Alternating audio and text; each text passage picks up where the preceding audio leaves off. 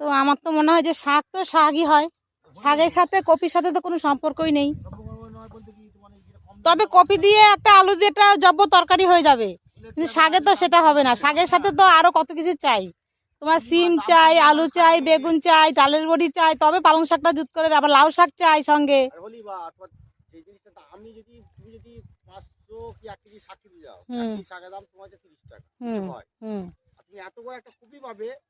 10 টাকা দিয়ে তাহলে কেউ শাক কিনবে না, কপি কিনবে। তার সঙ্গে দেখো শাক খেতে গেলে আবার তো আরো কত টাকা খরচা। তাহলে তুমি শাকটা খাবে না? আমি শাকটা পরেই খাবো, এখন 2 দিন পর আমি কপিটাই নিয়ে যাই।